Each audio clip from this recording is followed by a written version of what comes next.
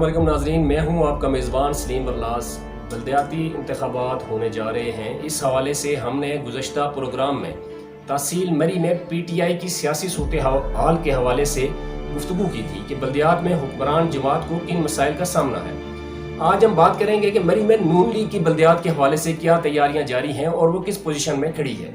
इस गुफ्तगू से कबल कि नून लीग की बल्दियात के हवाले से क्या सूरत हाल होगी इस तहसील में, हम ज़रा माजी पर नज़र दौड़ाते हैं। नाज़रीन, माजी करीब तक मरी को नून लीग का किला कहा जाता था, क्योंकि यहाँ से कई अशरों से नून लीग ही बरसरे इक़्तिदार रहती चली आई है और यहाँ से MNA और MPA के लिए 2 उम्मीदवार ही अरसा दराज से मुंतखब होते आए हैं। कौमी असम्बली की सीट पर मरहूम खाकान अब्बासी के फर्जन जनाब शाह खाकान अब्बासी मुंतखब होते रहे, जबकि सूबाई असम्बली की सीट घोड़ा गली से तल्लक रखने वाले मारूफ सियासतदान राजा इशफाक सरवर के नसीब में ही रही। इन दोनों सियासतदानों ने अपना पहला इलेक्शन आज़ाद हैसियत से लड़ा और भारी अक्सरियत से जीत कर दोनों ही नून लीग की कश्ती में सवार हो गए। शाह खाकान अब्बासी MNA से वज़ीर आज़म के ओहदे तक पहुंचे, जबकि राजा इशफाक सरवर मरहूम भी मुख्तलिफ ज़ातों पर फायज रहे। शाह खाकान अब्बासी के हवाले से अगर हम बात करें तो वो 3 अशरों से इस हल्का में राज कर रहे थे। MNA से वज़ीर आज़म तक के सफ़र में इनके लिए इस हल्का की अवाम का किरदार यकीनी तौर पे नाकाबिले फरामोश रहा है,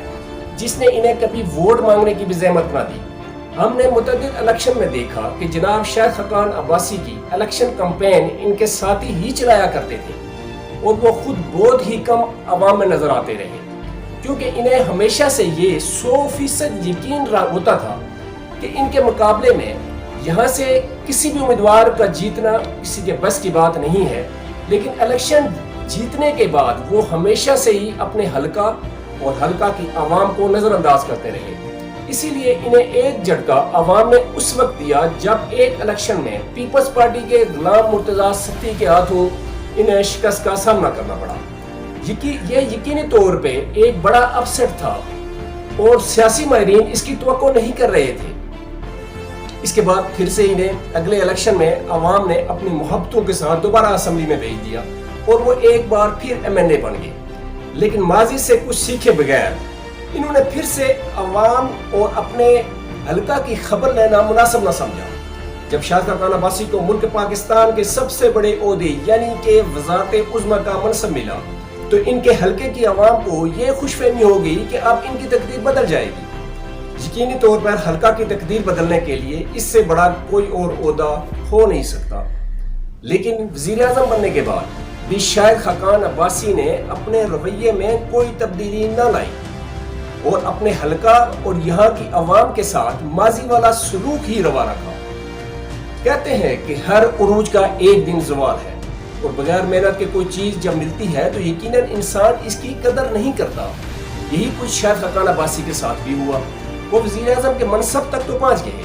लेकिन फिर इसी हल्का की अवाम ने इनका कड़ा एहतसाब भी कर दिया और साबका जनरल इलेक्शन में PTI के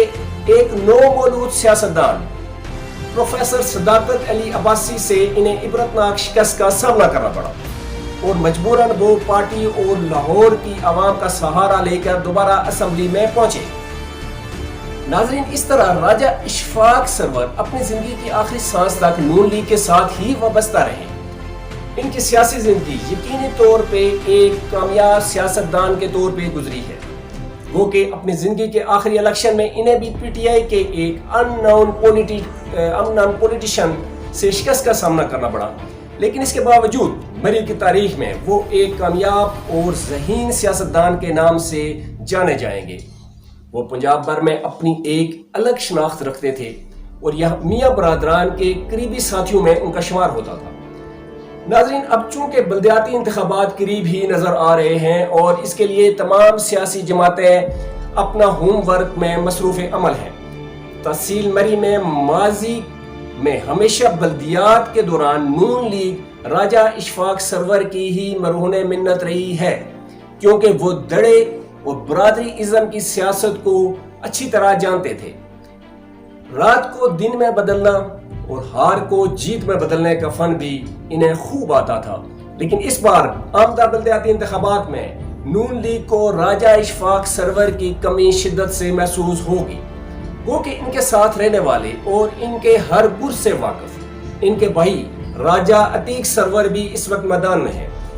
اور ذرائع کے مطابق نون لیگ راجہ عتیق سرور کو ہی مری کی نظامت کے امیدوار کے طور پہ سامنے لانے کا پروگرام رکھتی ہے۔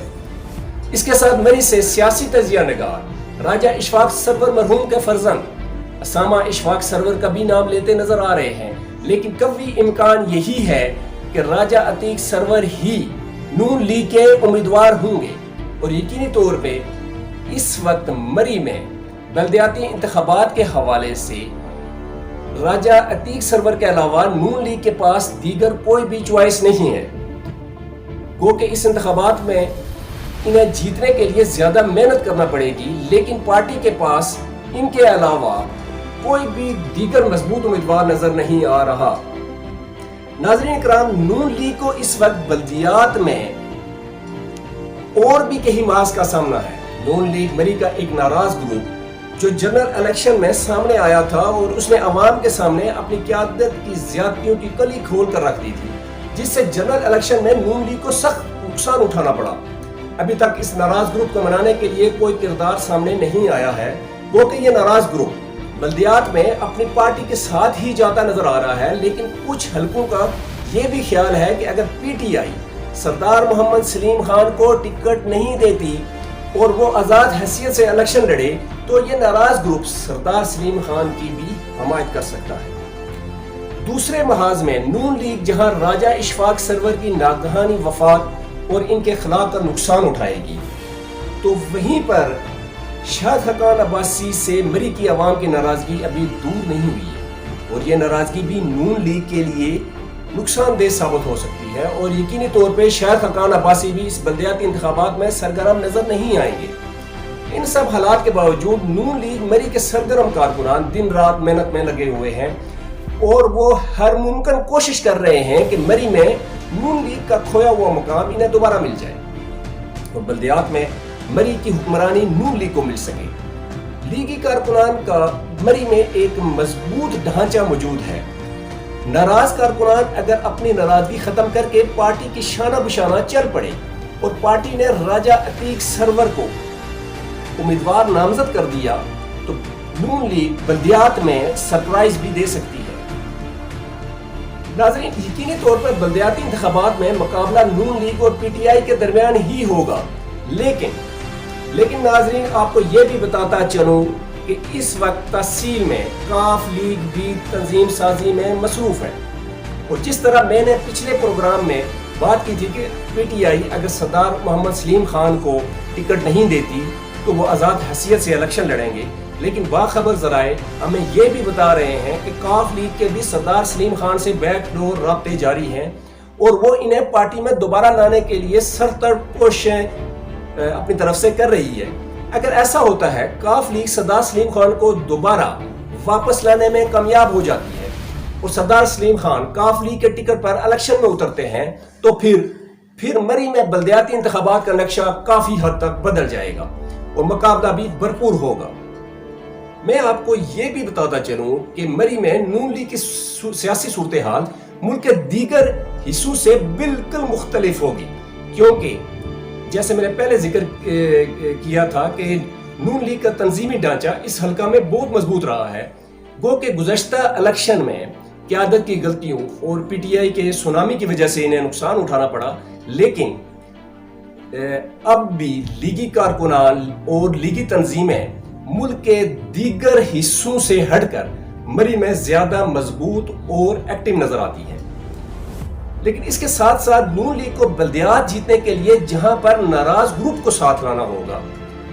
وہیں پر مری میں عوام سے دوبارہ ہمدردیاں بھی حاصل کرنا پڑیں گی، اور اس کی تیاری ابھی سے شروع کرنا ہوگی، اور سب سے بڑھ کر امیدوار کے چناؤ کے لیے درست فیصلہ لینا ہوگا،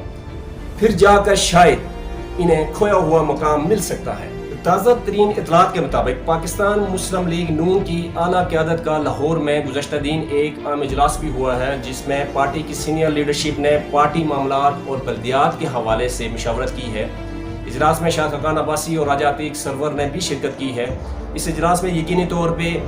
بلدیات کے حوالے سے فیصلے کیے گئے ہوں گے، ناظرین اگلے پروگرام میں ہم انشاءاللہ کوشش کریں گے کہ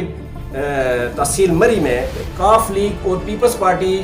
بلدیات میں کیا کردار ادا کرنے جا رہی ہیں اور ان کا کیا پلان ہے. اگلے پروگرام تک کے لیے سلیم برلاس کو اجازت دیجیے.